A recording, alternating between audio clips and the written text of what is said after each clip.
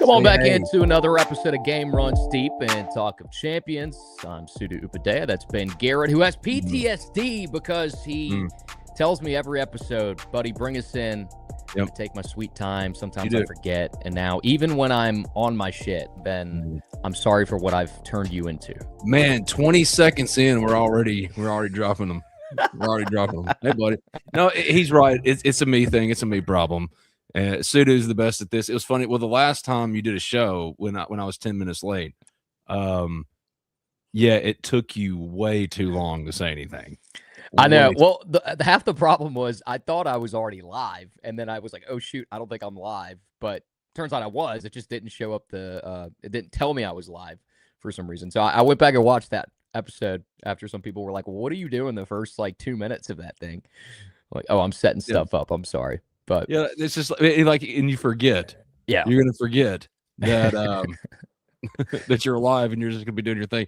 Right. Yeah. Jeremy said one day Ben's gonna freestyle over that beat and break the internet.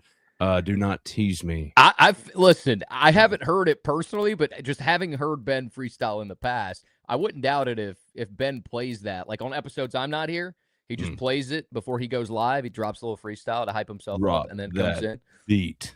Yeah. Man, what's up, man? Like I haven't caught up with you since you guys got the worst of it down there in North Mississippi, and I mean, I guess we chatted a little bit. You were like, "Yeah, power's out. We've got a generator, whatever." But how did you get through the snowmageddon, ice apocalypse, whatever you guys are calling it down there? We were blessed, man. We had everything we needed. We had a means of warmth, shelter, food, and water. My kids, I mean, the worst thing they suffered through was boredom, which was like welcome to what childhood used to be for most all of us. But no, man, I'm very thankful that we had it better than most. I mean, there's still thousands of people here in New Albany without power. I know that Oxford, they're going through it. Most everybody's still without power. It was good to see, some of my friends starting to regain some things, but like I've seen Highway 30 going to Oxford as you get closer to it and all the trees and all the kind of stuff, the devastation. So, I knew we would be fine. I just everybody keep Oxford in this area, and Pontotoc been hit really hard as far as power and stuff like that. All these people in your prayers and your thoughts, and it's been these are kind of events that like years and years ago would have killed people, man. There's been loss of life in this, and that's tragic, obviously. But we are spoiled with how much we actually have, and we don't give ourselves credit for. And we also limit ourselves in our capacity to do things when things go bad. And I think that's we need to give ourselves grace and also give praise to God that we have far more than most anybody had in the history of time. Yeah. Because like, dude, there were times we had to cut off the gas fireplace because the girl's like, "Daddy's kind of getting hot in here." I'm like, wow. Think about somebody like in 1803. You know what I mean? Father, would you cut off the fireplace? It's too warm. The furnace is burning me. The furnace is burning, Father. It's too warm. We said we weren't going to really hit on it because I thought it was nonsense. But did you see this from Matt Smith? Yeah. Literally, Ben and I had a conversation about this right before we started. I was like, I don't know if you've seen this guy. I can't even remember his name. The original John Canzano is the account I saw it from. And my only response to this is, are we getting a press conference, or is this just is this going to be an article? Because I mean, what are we doing, man? What are we doing here? It does seem like there's you want to do, man, I wish we had the tinfoil hat. Remember we said we are going to do that? Yeah, that's right. All right, here's a tinfoil hat for you. Who played quarterback at Fresno State, right? And then he wasn't going to ever play. So he got put on staff as a coach just randomly. He switched out his pads for a coach's collared shirt, and he joined. Yes. I think his name was a Nepo baby. Spain Liffin. I don't know. Yeah, it sounds about right. I'm just saying, we didn't put it past him for going after Ole Miss through Clemson and Dabo. That easy mark. Who's to say that this isn't? It feels a little coordinated. It feels a little, I don't know, brazen in that way. But and also it's like you're giving everybody, or you're trying to give everybody a common enemy. Yeah. rather than focusing on the real problems. Like, oh, well, now everybody can centralize their fire, focus their fire on one, like Lane Kiffin through intermediaries. I'm not saying the Fresno State piece is that, but like it is kind of hilarious that like of all the random schools, Fresno State. Yeah. But again, in all of this, Ole Miss has its receipts too, y'all. That's the point. And I didn't know how much of that we were gonna bring up. Well, I mean, it's just like no one wants this system to be the way it is. Right. In that way, I think everyone agrees. Hey, Dabo, you want to shine a light on that? All right, cool. Like everybody agrees with you. We also have lights to shine, Dabo, potentially. Yeah, but the problem is that this is becoming not focused on the problem and what everybody's been screaming to what's essentially been a void. Now, Ole Miss has been like created in Luke Farelli the face of tampering, which is unfair to everyone. Yeah. Did Ole Miss tamper? Everyone tampers. Right. Quite literally everyone tampers. Georgia tampered with Caden Lee. Now he's at Missouri. Listen, talking to him in the playoff. To me, it's man. Ridiculous. It's ridiculous that this has just become an Ole Miss thing because you and I have maintained our position on this. Tampering, bad. Tampering should not be allowed. But everybody is doing it and nobody is enforcing it. Therefore, if you want the advantage to win, you are going to do it. And any fan base that thinks they're maybe outside of Clemson, but recently I've heard some things, so I don't know. But outside of like maybe one or two schools, just don't even try to act like your school is the one that doesn't do it. This is like when back in the day when everybody was paying players under the table. And then some school will go, oh, all the SEC, like I think Big Ten schools still do it. SEC schools are paying people. You tell me Ohio State wasn't paying players and Michigan, and come on, that's ridiculous. This is the same argument right now. And to make this like an Ole Miss thing, when you know what just happened with DeMond Williams, you know what happened with Hollywood Smothers, you know what happened with Darian Mensah. Shall I continue on all the names that we know of that had NIL deals signed and other schools came in and swooped and tampered and took these players? But because of Luke Farelli and Ole Miss and Dabo calling Ole Miss out, now it's Ole Miss is doing it. Nobody else is doing it. They need the death penalty. If you're saying that, and you're a fan of Texas, Miami, LSU, I mean, name a school, you're wishing that upon yourself because it's not just Ole Miss doing it. It's everybody, and that's what me and Ben have talked about. There should be a system where this is no longer allowed for anybody. But if you go back to just let's make one school the example, it's going to be exactly what was going on during the pay under the table era where your top tier, quote unquote, powerhouses get away with it. And then they pick some smaller, kind of what they view as smaller schools to punish, and the system doesn't change. It just continues and continues and continues, and only some people get punished and others don't. So either enforce it for everybody, or it's not a big deal because everybody's doing it. The only thing I would add to that, that's exactly Dirty Bird, Tyler Bear. All of these. Prince Willie Monmiel and Devin Harper just got portaled over. I mean, good grief. There's an LSU guy in the chat. I mean, these LSU first responders are something else. This guy says, where'd he go? Hey, Ben Garrett. Apparently thank you for spelling Garrett right. Most people leave off one of the T's. Apparently most Ole Miss fans are delusional. And when your own players leave you, they think they suck. Like, come on now. Man. No, they don't suck. Hold on. I got it. I'm fine. No, go ahead. Who has said that? I was like, Prince Will is a loss. He was their sack leader last year. You hope that Blake Purchase and Renaud from Alabama and Maldonado, like all these dudes that you went and signed can help make up for that. But like that was proof of concept. He was nothing before Ole Miss. Then with Pete and with Randall Joyner, maybe it was more Lou Spanos. They're about to find out at LSU, right? Prince Willie Monmielen was absolutely lost, which is what we've been saying on this show for 2 weeks. TJ Daugherty, I would argue, was a loss until they got Luke Farelli. Because go watch the Miami tape, non-ball knower. No one is saying these things. It's like y'all are again doing the Dabo. That's what we're going to call it, doing the Dabo. You're trying to refocus fire on where it really doesn't belong. Y'all can say, well, Ole Miss, you deserve to get punished, then everybody deserves to get punished. Yeah. Everybody. And I would agree. Hey, if everybody goes down, take everybody down. But what's different now. Ben loves the LSU comments in the chat. He makes a point to read them. Yeah, because y'all keep showing up. I want y'all to feel a part of this. We also love all our fans. We love all our fans. LSU Hyper Ninja, thank you for giving us views. We love hanging that y'all are here. I'm glad y'all are here. Y'all really need a pulse check and also understand what you're saying. But the point is, like, what's very different now about the whole selective enforcement, throw the book at them kind of nonsense you're talking about here is, if you do, unlike back then, see you in court. Right. And the courts will out. I mean, the NCAA got themselves a win the other day when they got the Alabama judge to recuse himself, but then, like, it's just another Alabama fan. Yeah. So is the new judge the wife of the guy who ruled on the murder case a few years ago? Is that right? Yeah. There's like a connection, right? Yeah, there's some type of, yeah.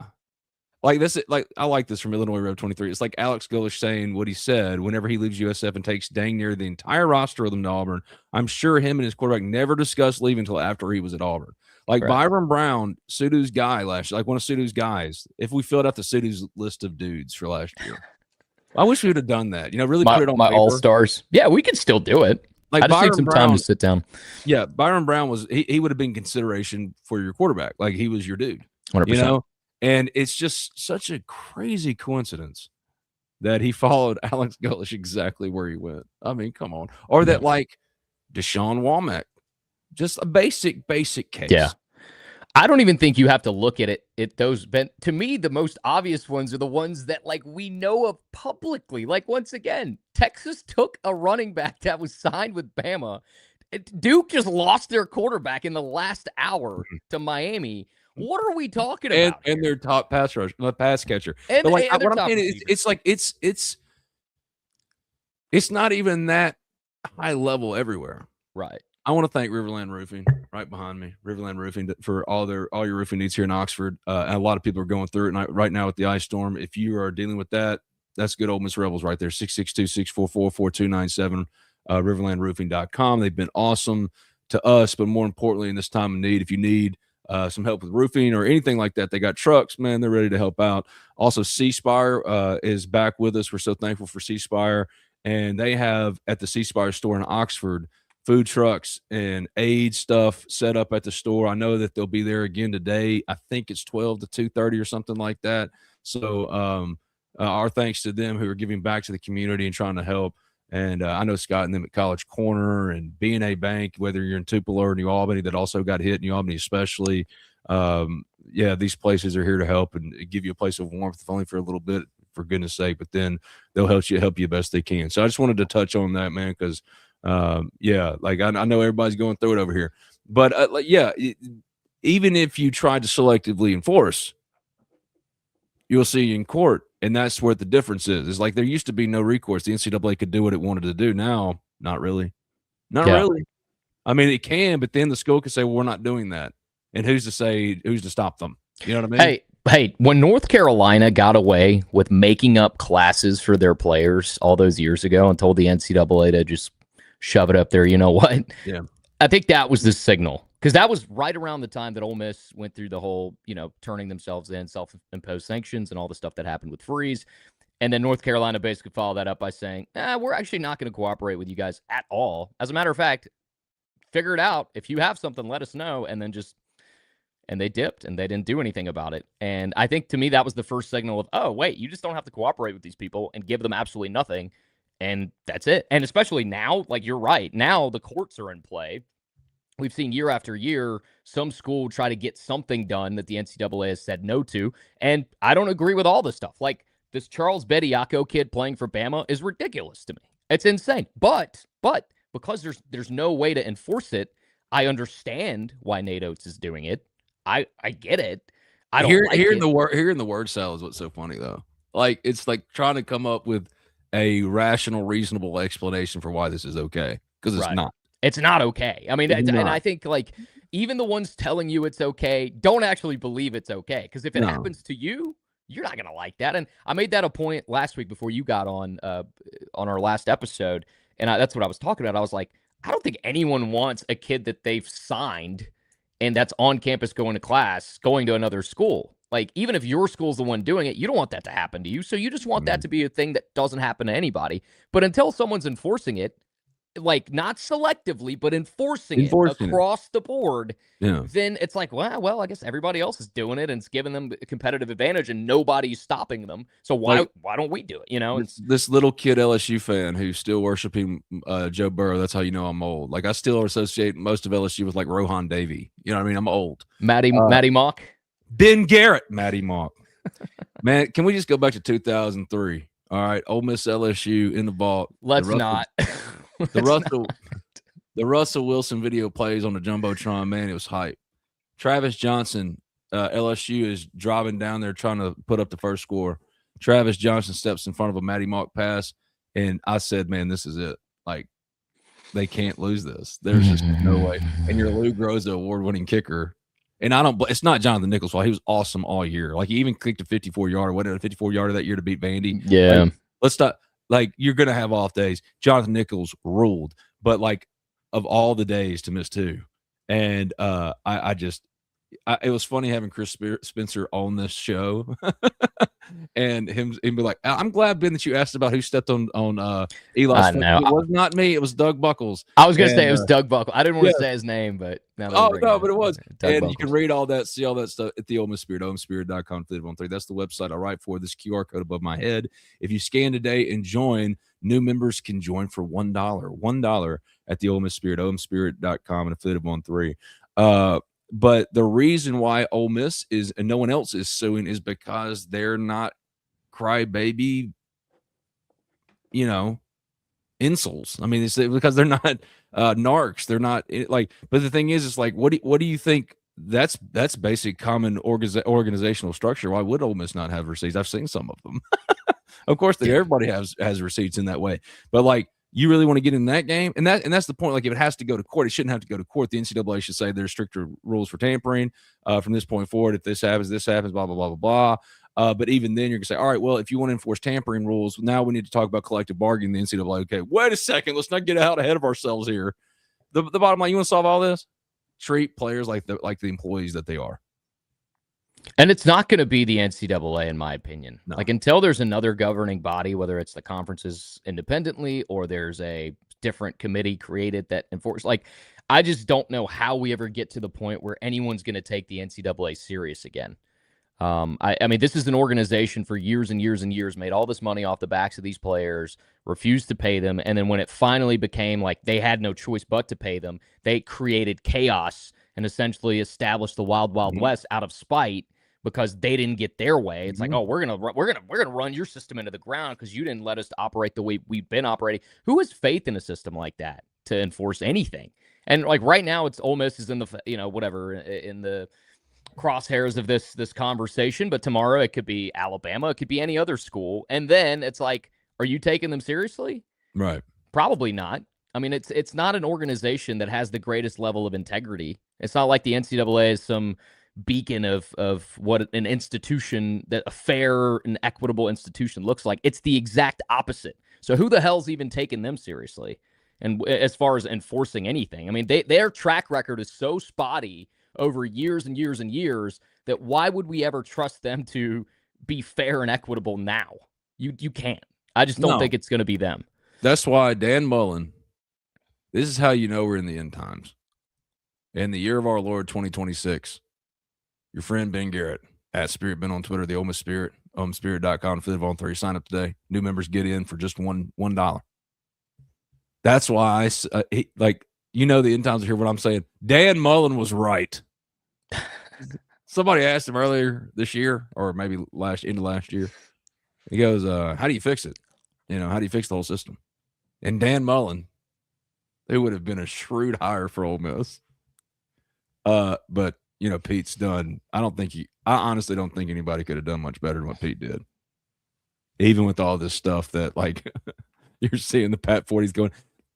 Who was it? Brad Logan? Yeah, Brad Logan yesterday on the show was like, that Pat 40's really in his fee-fees. when he starts calling Ole Miss Mississippi. Well, listen here, Mississippi. Like, dude, come on, bro. I saw that. I saw that on the article. Come on, bro. Like, seriously. Like, everybody's got their shit, including you, Pat. Like, let's not play the games, man. Like, let's not play the games. We all agree. Fix this system. Fix this system because it is broken.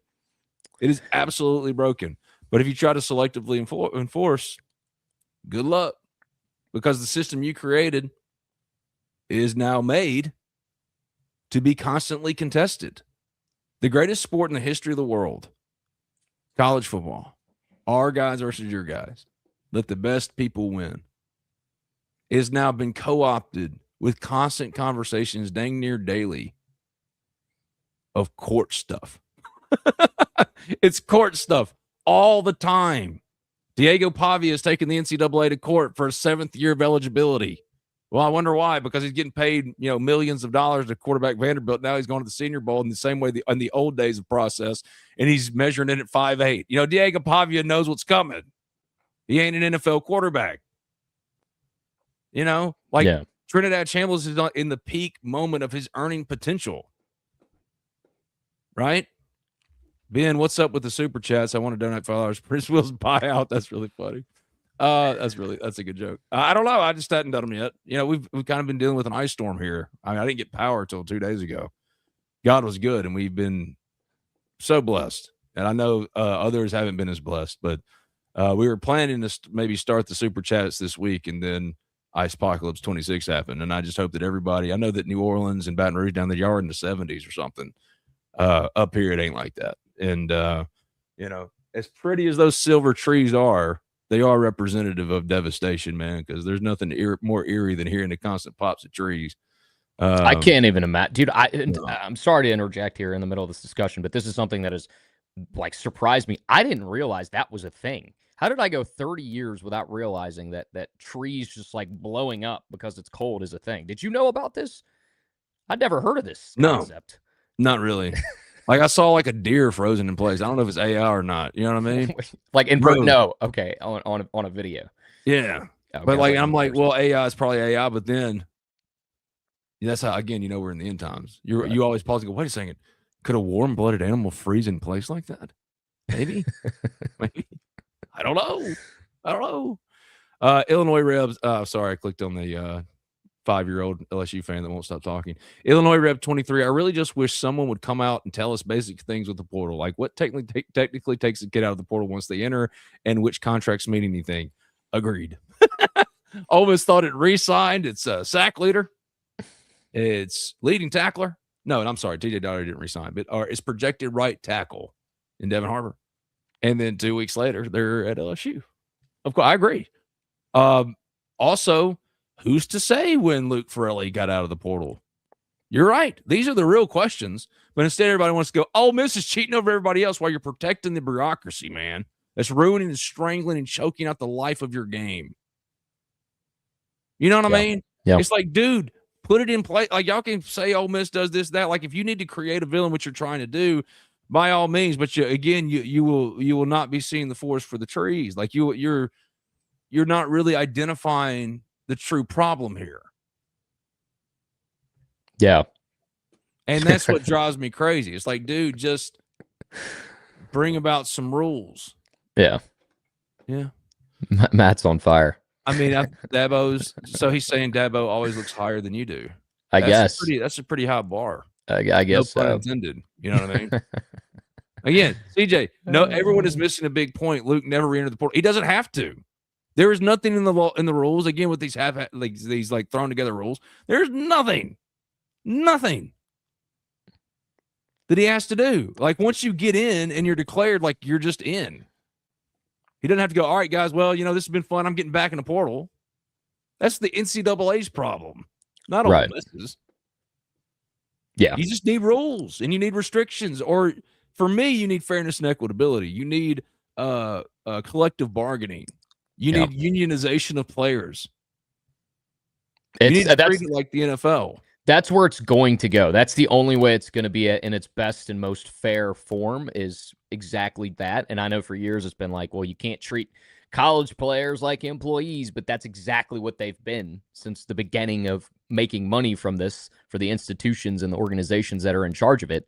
So we've all known it for years. People have just fought it and fought it and fought it. And now we have this unregulated system, which is what we wanted. It's not unregulated, but we wanted a system where these kids got paid for their name, image, and likeness and whatever, and give them a piece of the pie. But it was created in such a way that it was meant to fail. It was meant to be crazy in what appears to be a spiteful move by the organization that should have created it to be fair and equitable. They didn't do that. They didn't put that legwork in. So that's what we have. That's the problem we have. And I'll say it again, and we'll put a button on it. But until it's an outside organization or something new that we can actually trust, that doesn't have a tarred reputation, that doesn't have a reputation of selectively enforcing while letting others get away with it throughout its entire history, until it's somebody that's not the NCAA, nobody is going to take it seriously. Oh. Generally too stoned for all these men. You might be the only one, Blair. See, here's how we know Little Ninja is just a little Respect. boy, little kid. Does Ole Miss have a national championship? Bitch, we're not going to do the Googling for you. Come on now. Come on now. It is. If you're gonna come into these comment chat streets, you got to come with that like actual ball knowledge, bro. Yeah. And now he's like he's mad at somebody else for talking crap to him in the chat. Like, dude, have you look in the mirror, you turd?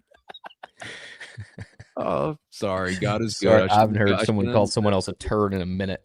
All right, Ben. I wanted to do a little SEC schedule prediction. Nothing crazy. Don't read too deep into these guys. Because I want to talk about Eli getting snubbed again. Oh, listen. You know me. You know where I stand on this. Yes.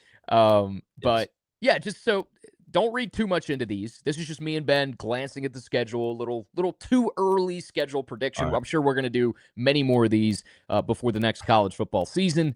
But I think we got a name for Little Ninja. Hey, Little Ninja. 2, 3, 4, 5, 6, 7, 8, 9, 10, 11, 12, 13, 14, 15. Ole Miss baseball won a title in 2022. You stupid child. Just go play on your message boards. I would love to have you at the Ole Miss Spirit if you really want to be ultimate troll. OMSpirit.com. If they want 3 new members, sign up for just $1. I'm just saying. You can see anytime. All right, break it down. Let's go. Let's knock it out. Sorry. I'm done taking on Little Ninja. All right, here we go. So starting under that Little Ninja's over under 11 and a half years old. I'll give him like 14, 15. Okay. Yeah, I'll give him 14, 15. I think he's at an age where, he thinks he's got. He thinks he knows everything. Yeah. Yeah. Hey, dude, I was right there with you. All right, let's start with Texas A&M. I have no particular order on these. It's just the way they attach to our system. Okay. So we're just going to start with Texas A&M. Missouri State, win. I think we both agree. Arizona State, I'd say win. I think they're in a bit of a win. You think they beat LSU? I think LSU's the first one because it's in Baton Rouge. Yeah, we got to go fast because we got 16 of these. I know. So all right, so we're starting with Missouri State. Win, loss. Tell me when I'm wrong. Win, loss. Win, loss. 9-3. 9-3. I think I agree. I think I'm right there with you. A&M 9-3. All right. For the 2026 season. Okay. Next up, Texas. Win. Oh, Ohio State September 12th is just saucy. But it's in DKR, and this is the revenge game for one Arch Manning potentially with Cam Coleman and Hollywood Smothers. Win.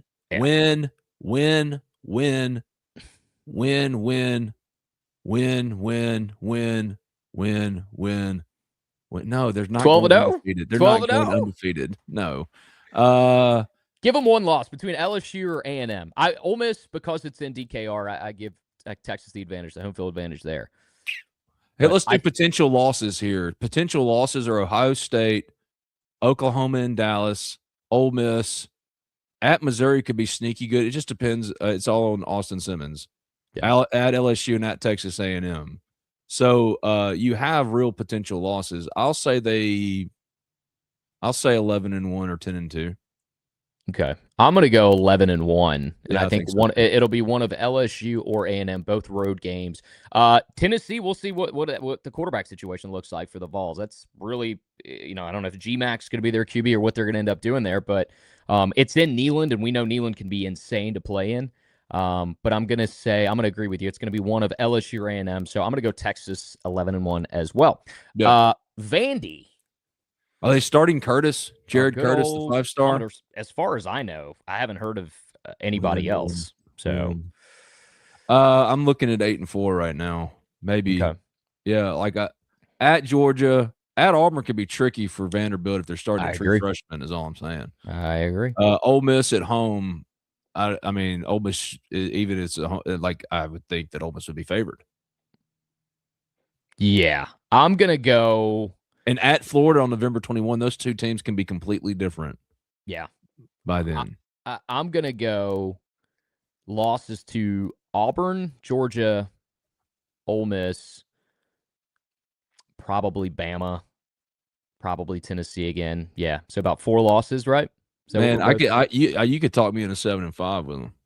Oh, and then at Florida too. Yeah, I think so. I think they take a step back, and I'm going 7-5, 8-4 for Vandy. Yeah, because like the thing is Austin Peay's won, Delaware's won, NC State could be trickier than we want to give it credit for, especially if you're starting a true freshman. Yeah. I really like Kentucky. Yeah, I do too. I think what they've done in the portal and the who's coming in to coach them, I think makes a big difference. 8-4, 7-5. Okay. Yeah, I'd say about the same. Tennessee. This is one I just don't know what I think about Tennessee. I just don't know what I think about them. What are the knowns about Tennessee? Not much. Not much. We know they have they upgraded a DC, their defensive coordinator. Georgia Tech at Georgia Tech could be kind of tricky. Like that's going to be close. Yeah. I'm going to say losses to Texas, probably Alabama, A&M, and then I'm going to kind of leave the rest. I think they're a 3 or 4 loss team. Yeah, I'm not buying them, man. That's the thing. It's like if they get their quarterback situation put that back up there. Hold on, I want to see one thing. Even at Vanderbilt, November 28th could be. I mean, like they're losing at Texas A&M. They're losing LSU. Kentucky could give them a hell of a game. South Carolina is going to be improved. I mean, this looks 6-6ish to me. But see, that's the biggest. To me, Tennessee's one of the biggest question mark for next season. Yeah, because I like Heupel, and I know he can do a lot with a little. And I know they upgraded at defensive coordinator. They got the edge rusher from Penn State. But what their transfer class ranking is? It's not great. I think they were one of our losers in the portal, despite getting what's the kid's name? Chaz, the edge rusher. Man, yeah, they're in their top 25 according to most all things. Yeah. Let's see. Chaz Coleman is the guy I'm thinking of, the edge rusher. Yeah, Chaz Coleman's awesome. Man, yeah, I don't love what they. That's 7-5ish. Yeah, big question marks there. So I think Tennessee could go anywhere from a 5-loss team to a 3-loss team. I think it's just like we don't know what we're gonna get with them next season. So that'll be interesting. Okay, let's move on to South Carolina. You get Lenore's back. You got a new offensive coordinator. What are you thinking here? Win. Mississippi State at home is a win. At Alabama, loss probably, right? Well, I mean, who's starting quarterback for Bama? Keelan Russell? Probably Russell. That's the swing game. I say loss. Kentucky at home. That'll be the difference for one of those teams being 8-4. Yeah.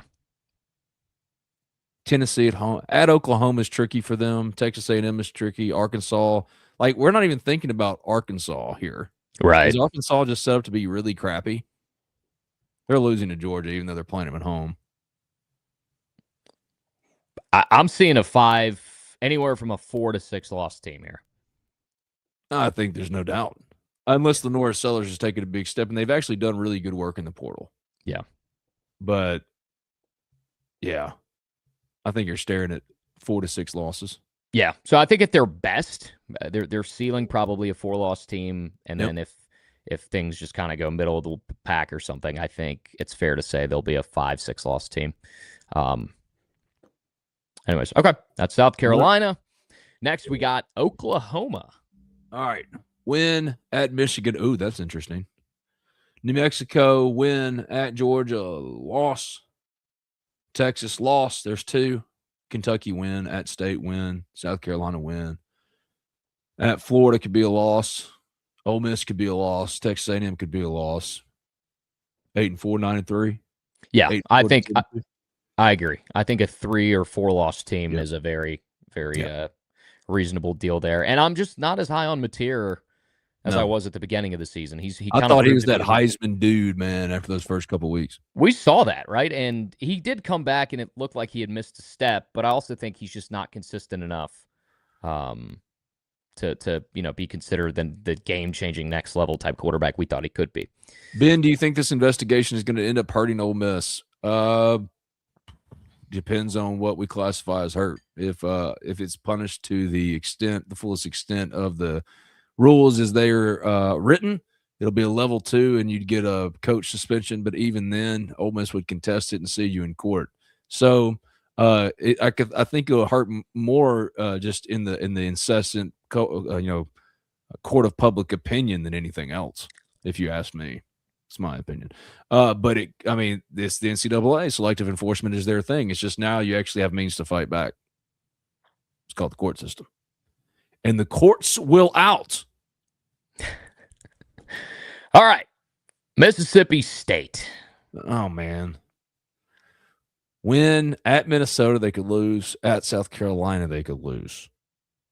Missouri, they could lose. Alabama, they could lose. At LSU, they're going to lose. Oklahoma at home. Dude, where are the 4 wins? Monroe for sure. Tennessee Tech is 2. I think they're going to be much improved, but I don't know what that says and how that translates into their record. Like, I think they're going to be a better football team. If they can get to 6-6, that's a heck of a year for them. I think I agree. I think I see a 6-loss, 5 to 6 loss team. I think 7-5 is like awesome for them, and you know that they took the right step. But I don't know if that's going to be enough for State fans. I mean, there's not much going on there right now, man. It's a tough situation. I will say I love me some Kamario Taylor. I do. God, I think he's got a real juice. He's awesome.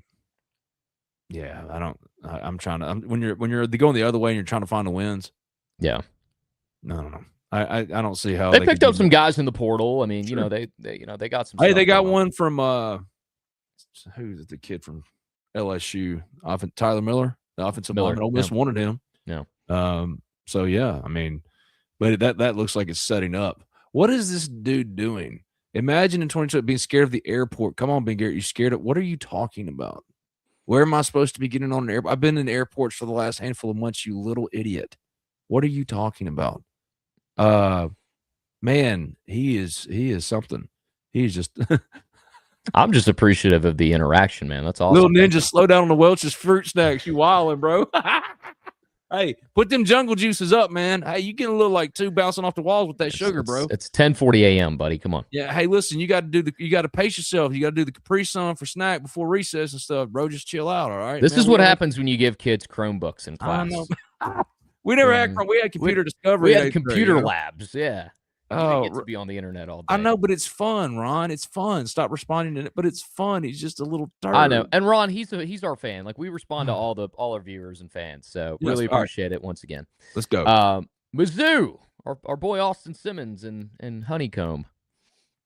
Oh, he was talking about my turbulent story. Okay. I'm unfamiliar with that. Okay. Arkansas, Pine Bluff. I have no regard for myself. I don't really care. It's just like I'd rather not die, plunging to the ground in the machine.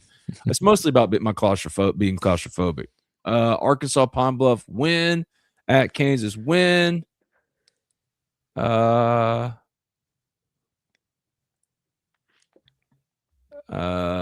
talking some stuff in the chat again and again. He's just making up things that didn't happen. Arkansas Pine Bluff win. At Kansas win. Troy win. At State win. Florida. Texas A&M loss. At Ole Miss loss. At Arkansas win. Texas loss. So now we're at 3. At Georgia loss. 8-4. Yeah, I think 8-4, 7-5 is what I see for Mizzou. They do have upside though, real upside, no doubt. And it's like we said, it depends on Simmons' development, like what he looks like compared to a year ago. Because the arm talent was there, we saw it. It's just the mistakes, the processing wasn't fast enough for the SEC, resulted in interceptions, and he got hurt. So yeah, if he gets that fixed, they could be special. If Austin Simmons is for Missouri what Ole Miss hoped he would be, and was billed to be going into last year, yeah. I mean, I still have full belief in Austin Simmons. I do too. I think, I love the fit with Eli Drinkwitz. Yeah, 100%. But that's pretty tough. Yeah, that's pretty tough schedule. 4 and 5 losses, I think, for Mizzou. They have upside, real upside. They do. The Ole Miss Rebels. What do you think? Win. The potential losses are LSU, at Florida, at Texas, at Georgia. The Swamp is always tough, man. The Swamp is just one of those weird places to play. Yeah, Jackson Dart showed that. It's hard. I say they're going to lose one of LSU or at Florida. So win, a loss in there, win, losing at Texas. That's 2. Auburn, Georgia will be the swing game between 9-3 and 10-2. But Trinidad Chambliss is your quarterback. So I'm looking at 9-3, 10-2. Now, Trinidad Chambliss isn't your quarterback. That's a little different. Right. Yeah, I think with Trinidad, I think it's fair. A 2 to 3 loss team. And if you win one that you're not, quote unquote, supposed to, out of the ones we said, the 3 that could be losses, then potentially another 11-1. But I agree with you. I think 10-2 probably is where I lean for Ole Miss. If you get out of the first 4 games without a loss, you're winning double-digit games. Yeah. Yeah, no, it's going to say a lot. Like LSU, first of all, that environment is going to be insane. If this was in Death Valley, I'd maybe lean more towards LSU, but I just think the environment is going to be so crazy in Oxford for this return game and all the emotions behind it. I just don't think they're going to lose that game. At Florida, Sam Levitt threw 80-something yards and lost to State. I know that LSU fans are excited, but when you have 3 quarterbacks, you don't have one yet. So yeah. I'm looking at that and I see double-digit wins. But it really, for me, the swing there is that little turn with LSU and then at Florida. Yeah. No, that'll tell a lot. And also, there's a lot of questions about this Ole Miss defense because we think they've improved. We think they have way more talent. I think that defense, the Prince Will piece, is hard. Losing TJ Daugherty on paper is not great. Yeah. But then you look at what they added. Luke Farrelly, Keaton Thomas from Baylor, who was already better than TJ Daugherty. No disrespect to TJ. Bull Daugherty's good dude. I did a podcast with him. He's great to me. I hope he does great things at LSU. But, man, he got bullied now in the Fiesta Bowl. So did Prince Will. I mean, it's tough. There's still things to work on. Yeah. And at the end of the day, you had Matt Campbell taking nearly 20 players with him to Penn State from Iowa State. You had Alex Golesh take double digits from USF to Auburn. Ryan Silverfield took, I think, 7, maybe double digits to Arkansas from Memphis. And Lane took 4. Now, there was some pain. The pain is Prince Willie Monmouth. But also, before Prince Will, go look at Prince Will in Nebraska to start his career. The stats weren't there. And now you're at least owed a $590,000 buyout on July 1. Yeah. So there was some pain, but, I think that defense is going to be much improved. If for no other reason than they have options on the back end now. Yeah. They had no options in the secondary, man. Right. None.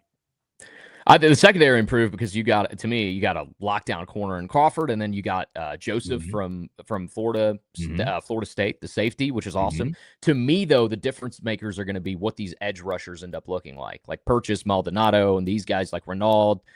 What do they look like, or what are you getting out of those guys? Because to me, it's because I think you improve the linebacker position so much with Ferrelli and Thomas. I think that position has improved drastically from a year ago. Now it frees up, to me, at least the way I think. I don't know how Pete's going to do it, but now you can send Centarian Perkins literally just, hey, you go rush the quarterback. You get to the backfield. And then you also have other guys that complement that to where it's not just, we got to account for Perkins. But to me, it's like if Maldonado ends up being what Ole Miss thinks he's going to be, Purchase takes that next step. Renaud takes that next step. Then you can be lethal, and that can be the difference between some of those like at Texas, at Florida, Georgia, whatever, right? Like, those are the differences. What's the percentage Trinidad comes back? I don't like to do percentages because I don't want to give false hope. I don't want to, but like Ole Miss has been operating as if this dude's going to be their quarterback for weeks, 100%. Like, I don't think you're going to get relief from an appeals process with the NCAA.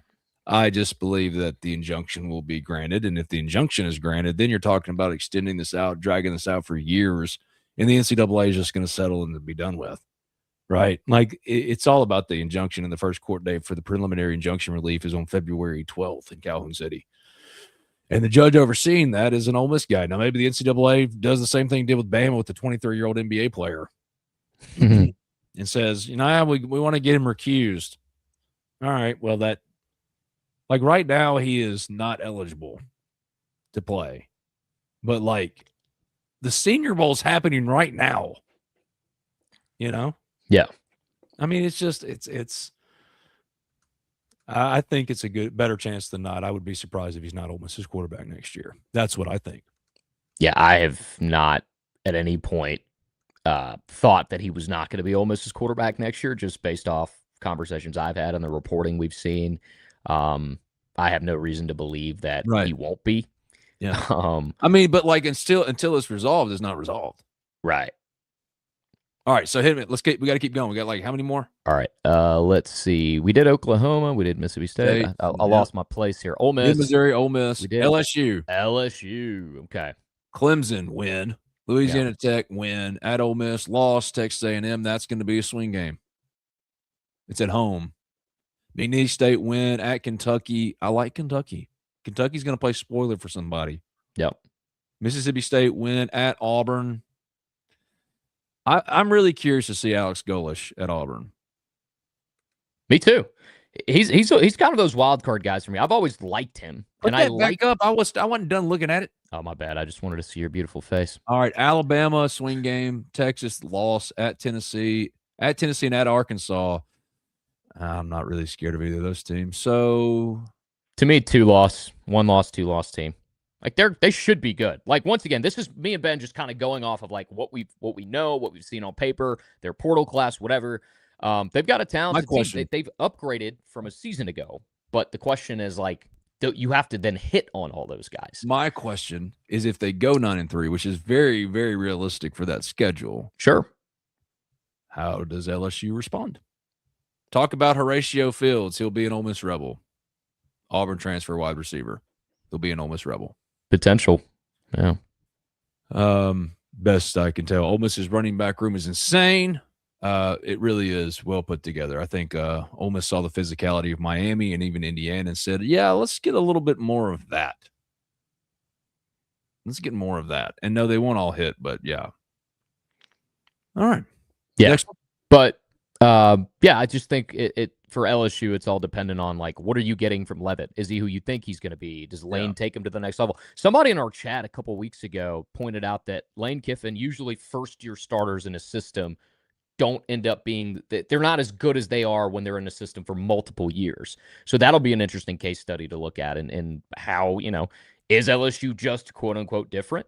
See, I like the USC. I like the USC kid.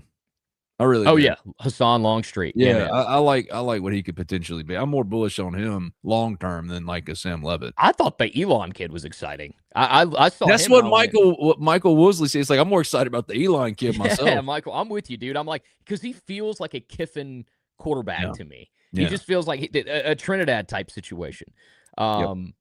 So yeah, it'll be very interesting to see. It's very dependent on Levitt and some other options that they have, but they added a lot of good dudes, obviously on defense. They got some good receivers, added some depth to the offensive line. So it'll be interesting. But yeah, I'm with you. I think 1 loss, 2 loss for LSU next year. No, I didn't say. I say the range of like there is a scenario where they go 8-4. I don't think it's going to happen. I don't think so either. But I think the likeliest outcome for them is 9-3. With upside for 10-2, 11-1. Yeah, 100%. I mean, it's just a lot of volatility to just bank on going into the year. Well, and the other thing too is Kiffin has struggled to win big games at not just Ole Miss, but also at USC. He doesn't have a lot of big. His 2 best wins are Georgia at home and CUSA championships, and he's being paid Kirby money. Yeah. So I'm not saying he can't be. But this is, somebody else pointed this out, somebody national, and I'm sorry, I can't remember who it was. I might have heard it on a podcast or read it. But we're kind of waiting to see. This is almost like Lane taking that next step. Like he said he viewed LSU as the next step, as being better than where he was. So it'll be interesting to see if he takes the next step at a program that he thinks is better or on a higher plane, if that actually makes a difference as far as his coaching and his records are concerned. Because as of this point, very successful coach, awesome offensive mind, great quarterback developer, doesn't really have too much to show for it. So it'll be interesting to see if he finally gets that at a job that he thinks will give him that. Here we Kentucky. Go. My fun team. We're both excited about Kentucky. Man, that Alabama game at home early is fun. That could be really fun. I know. At Texas A&M. Ugh. Win. Toss up. Win. Where are the wins? 1, 2, 3, 4. At least 5. This is dependent on how good Kenny Minchie actually is. I think he's got a lot of potential. I do too. I love Kenny. I think he's going to be awesome. I'm going to say 6-6, 7-5. I will say at their best, like if everything goes very well, Stein can come in and have a 4-loss first season and really build momentum, probably get more NIL money. Like it'll be exciting for Kentucky. Realistically, I agree. I think 5-6 loss, but I'm with you. They're going to beat somebody they're not supposed to. Could be Bama. We talked about LSU. That's at home. Kroger Field. I'm not lying, guys. Kroger Field is imposing. I've been there. It's insane. Vandy. I mean, I don't know what you consider Vandy for next season. Florida also at home. Like I picked them to beat Vandy at home. You did? Yeah. It's just too many questions about at Vandy Tennessee. They could win that game. They could beat Florida at home. At Missouri will be tough, but I mean, Louisville win. Yeah. Okay. So about 5 loss, maybe 4. I'm gonna say 7-5, and they're gonna be the team nobody really wants to play. They're gonna be pesky as heck. I love that. All right, Florida. Win. That's a toss-up at Auburn. Ole Miss at home is a toss-up. At Missouri is a toss-up. South Carolina. Where are the wins? 1, 2, 3, 4, 5. I think they're going to beat Georgia. You think Florida's beating Georgia? I think they're beating Georgia next year. Huh. That's how much belief I have in Buster, and I think Buster's been close. Buster's been real close. Buster Faulkner, man, it has nothing to do with personnel. It has nothing to do with this. Well, the personnel is who Buster's bringing in from Georgia Tech. Like his quarterback next year is the guy Buster wanted to start over Haynes King this year. That's true, but he couldn't. That's true. Right? That's true. Yeah. That's true. Having said that, that's still a first-year starter in the SEC. No, it's fair. That's fair. But don't underestimate that, man. So to me, that's like their big upset when that's their season like program, whatever. Yeah, but they're going to lose a game that like is like at Missouri, then they lose, or at Auburn, or maybe both. There's going to be. Man, you say they're beating Georgia? Come on. I think they're a 4 or 5 loss team next year, and I'll give them 8-4. 8-4. Yeah. 8-4. I think they really take that next step. Well, because look, I know you respect John Summerall. Yeah, I love John Summerall, man. I think John Summerall rocks. Yeah. I think they're going to have a really good defense because of his background, and they're going to have an awesome offense because of what Buster can do with very little. Like Buster could do that at any other place he was at, and now he's at Florida with more resources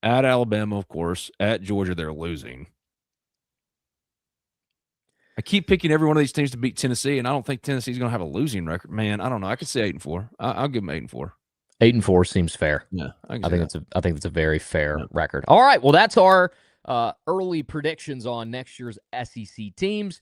Before we go, we do have to talk about the fact that the Pro Football Hall of Fame inductees were announced. Eli Manning, unfortunately, not among those. I mean, the bigger storyline is that Bill Belichick is not a first ballot Hall of Famer, which is insane. It takes credibility away from that organization. But for us, and for Ben, were you in school after Eli or during Eli? After Eli. My first year was 2004, so I didn't get to enjoy the at that point was the most. No, that was the Ethan Flatt year when they lost at Wyoming. I got you because Michael Spurlock did not fit the archetype of what a David Cutcliffe quarterback he thought a quarterback should be. Right. So he went with the stick figure, and Ethan Flatt, God bless him. And it was not great. So, yes, went from the highest of highs in 2003 to a season you never had before. Now you have it every single year to 4-8, including a loss at Wyoming. First of all, why in the hell was Ole Miss playing at Wyoming? I always wonder that because they played them multiple times, right? It wasn't just like I think, was it a home and home with Wyoming? Yeah, which is absurd. Yeah. And yes. But Bill Belichick, of course, should have been a first ballot Hall of Famer. And I wrote about this on the Ole Miss Spirit, olemisspirit.com, 5130. Scan this QR code, $1 for new members, sign up. And it is a stain on the whole process. The whole process that he is not a first ballot Hall of Famer. And of course, his case is far more egregious than Eli's case. Like his is the most egregious non-first ballot Hall of Famer case ever, period. But the fact that Eli, you had the argument, fine, you can get away with not putting him in on the first ballot last year, but now he didn't get in on the second ballot. And to me, that isn't, of course, the same level as Bill Belichick getting left out, but it's still further proof of how it stinks in Canton right now. Because say what you want to about Eli, let me read basically what the whole case against Eli is. All right, and I've got one for which he never made an All-Pro, finished with a 117 record as a starter, led the league in interceptions 3 times, finished top 10 in quarterback rating only once. His career passer rating of 84.1 trails Andy Dalton and Daniel Jones. Okay, and here's the real who said it?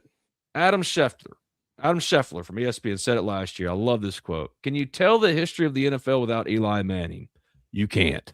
That's why he should be a Hall of Famer. You absolutely can't, because no one did in the postseason or had the type of impact or more memorable of a postseason than Eli. He was the giant slayer. Like he's the one that beat Bill Belichick twice in Super Bowls, beat Tom Brady twice in Super Bowls. Look at the numbers themselves and tell me, all right, fine, he's not a first ballot Hall of Famer. Yeah, I think how he's not I think Mike Greenberg had the best, and I to this day will quote this because to me, it's the perfect encapsulation of why he should be. His exact words from Mike Greenberg: Eli Manning, one of 5 players to win multiple Super Bowl MVPs. That's where I was going. Others are all football royalty. Montana, Brady, Bradshaw, star. Eli won more playoff games than Steve Young or Jim Kelly. He won more road playoff games than his brother did, more than Brady and more than Brett Favre. Beat both Favre and Rodgers in playoff games at Lambeau Field. That's 2 of the 5 playoff games the Packers have ever lost in that building. Mm-hmm. Then he beat Brady twice, as Ben just said. Played great in both, won 2 Super Bowl MVPs. During those runs, he threw 15 touchdowns and just 2 picks in the playoffs. A total of 7 QBs had thrown more touchdowns and 6 had thrown for more yards ever. And this was back in whenever he made this statement. But he's still at the top of that list. And he did all of this in the toughest market possible. And in my opinion, the golden era of quarterback play in the NFL. 100%. He started 210 consecutive games from 2004 to 2017, the 3rd longest streak in NFL history. He's 11th in league history with 57,023 passing yards and 366 passing touchdowns. Sure, his passer rating hasn't aged well, but it's absolutely absurd that on the second ballot, he's still not in. He was the Patriots dynasty slayer, Eli Manning. And if you want to throw up your hands and say this is nonsense about Bill Belichick, you will get no argument from me. Whoever is arguing the other side of it, I don't understand what your reasoning could possibly be. There is no excuse for Bill Belichick to be left out as a first ballot Hall of Famer. There's no excuse. It absolutely is a black eye on the whole selection and voting process. It makes those, like, media people love to go, why do you hate us as the media? Well, yeah, leave Bill Belichick out as a first ballot Hall of Famer. That's how you get people to continue to hate the media, because, like, you can't look in the mirror and say, oh, yeah, I did my journalistic duty. Journalism is long, long been dead. But, like, dang, man, we're not even getting the basics right no more. Well, I wanted to give so-and-so and so-and-so and so-and-so a chance on their last ballot. Well, then you should have done that 3 years ago. You should have coordinated, like, some type of campaign for the people that you think should have gotten in, and this was their last year to vote. What you should never do, which should never be sacrificed, is the greatest coach as far as accomplishment in NFL history, save for a few, maybe. Even then, Bill Belichick has a, like, I don't care about Deflategate and Spygate. I don't care. I don't care. Just like I don't care that Lane Kiffin tampered with Ole Miss players, or that Clemson got tampered with for Luke Farrelly. I don't care. The system is the system. Either the adults in the room fix the system, or just shut the hell up and don't complain and just operate within it. All right. They stole signs. They stole plays. Everybody's been stealing film since the day football was invented. I'm sorry. Like, the game's the game. You try to get every competitive advantage you can possibly get. The bottom line is, the criteria is very, very black and white when it comes to something as simple as first ballot Hall of Fame induction. If Bill Belichick is not a first ballot Hall of Famer, who the heck is? But even I would say, if Eli Manning, to go a step further about the rot in Canton, if Eli Manning isn't a second ballot Hall of Famer, who the heck is? Fine, you wanted to say his passer rating is worse historically than Andy Dalton and Daniel Jones. Fine. Leave him off as a first ballot Hall of Famer to protect the integrity of first ballot Hall of Famers. But you just left Bill Belichick out. Yeah. That's insane. That to me is just unforgivable stuff. I mean, look, I get it. To me, Eli's, yes, he's a Hall of Famer. He's going to get in. But fine, he's not a first ballot, second ballot, whatever. Okay, fine. I know he deserves to be in there, but that's okay. You don't want to get, maybe make him wait a few years. But the Belichick thing was, to this day, I've just not seen a snub like that ever from that. No. Organization, entity, whatever. And it reeks of the same stuff that we're talking crap about with the NCAA. Like, you don't get to play judge and jury with this media member in that way. Vote based on the criteria. Otherwise, take your vote away. I like, honestly, the fact that, like, some dude at the Kansas Star gets a vote over someone I would value, whose opinion I would value about football more than that, is insane to me. It's insane to me. Like, just, and it's not just with this stuff here. It's also with college football. I mean, I'll never forgive the 2003 Heisman going to Jason White over Larry Fitzgerald and Eli Manning. Like, Eli, okay, fine. You say he didn't have the number. Like, Larry Fitzgerald was far more egregious. Either way, like, Eli was in that conversation too. He's always in the conversation of, like, we don't appreciate how historically good he was. Yes, like with any human being, there are flaws and warts to the resume. But when you start to weigh the resume compared to, like, the strengths of the resume to the warts, to me, it's not particularly close. You want to leave him off as a first ballot? Okay, put him in on the second ballot. Now, if you don't put him in on the third ballot, that throw to Mario Manningham on the sideline in that second Super Bowl they played against the Patriots, best to this throw day, I've ever seen. One of the greatest throws I've ever seen. Like, the David Tyree throw was a great individual effort to get out from a sack and then to heave it down. And then David Tyree made a great individual effort. It was a great throw, but really, like, it was for him a hope and a prayer. The real incredible play was when Eli rolled out of a sure to be sack.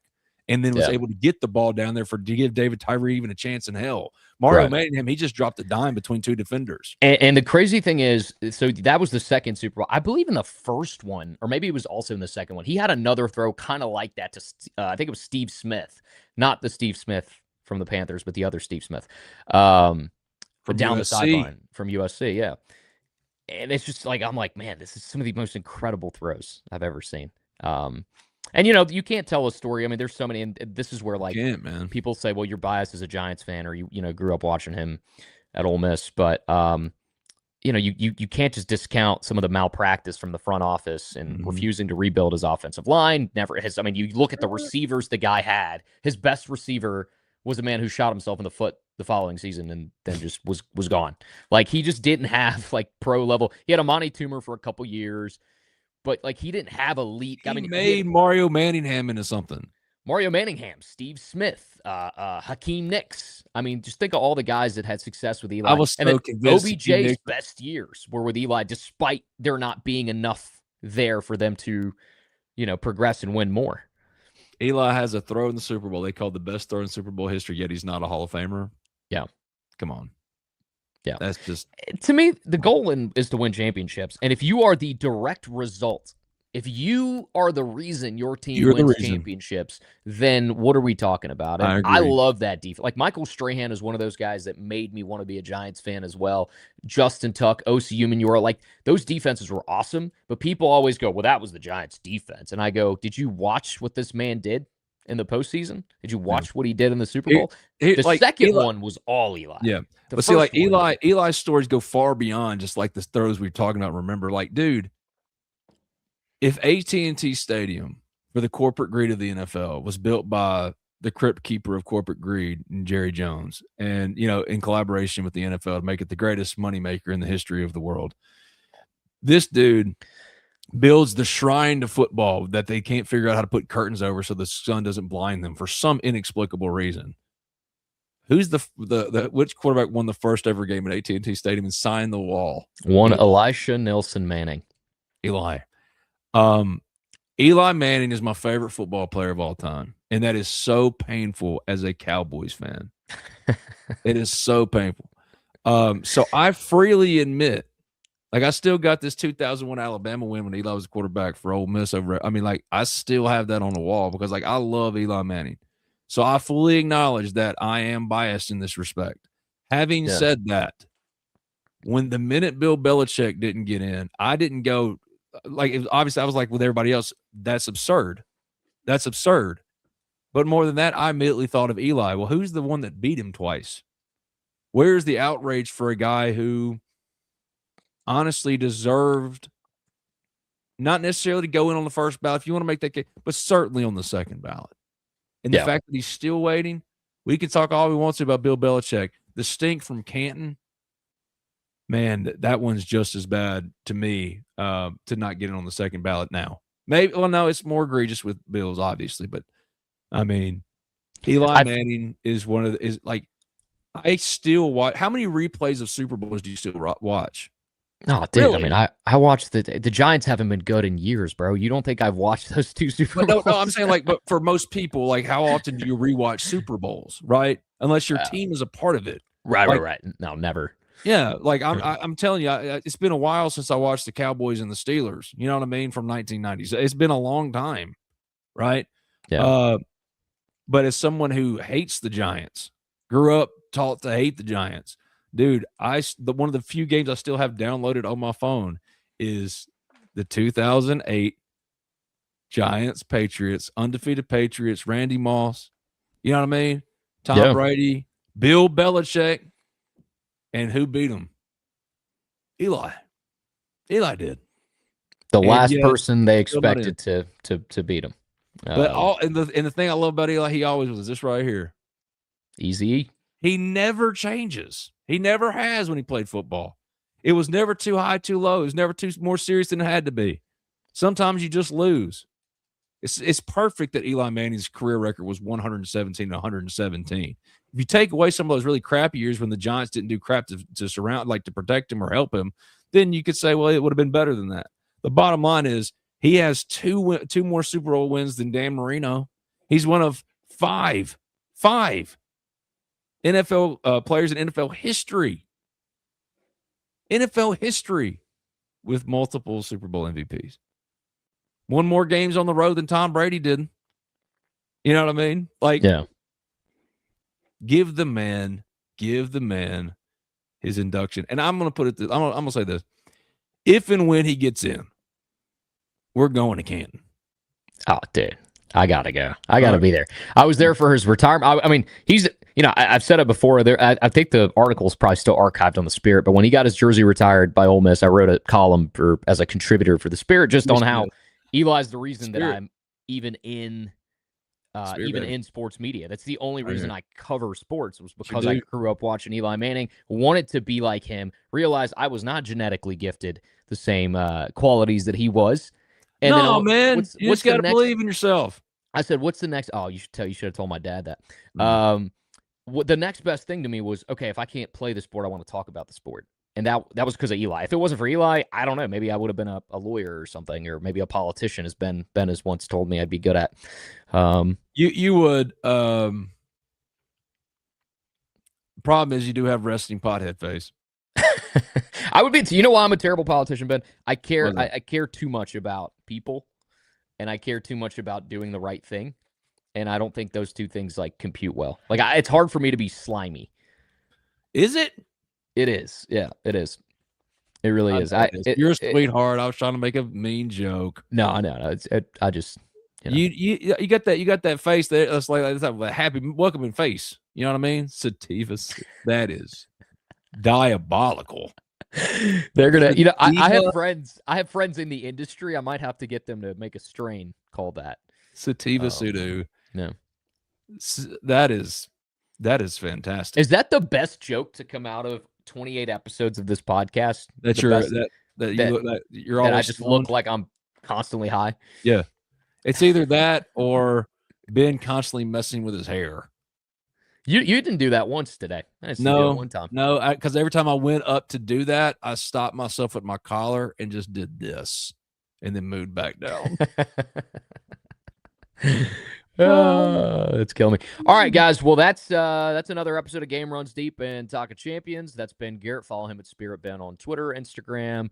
You can follow Talk of Champions Ole Miss on YouTube if you guys aren't watching it there. You can follow me at Sudu TV on Twitter, on Instagram, on TikTok, on YouTube, and of course Mudcat Media on YouTube, Twitter, Instagram as well.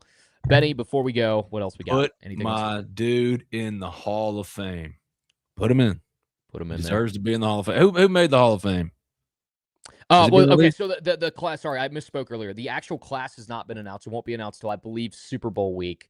But we know that Belichick is not a finalist. We know Eli's not a finalist. It's absurd.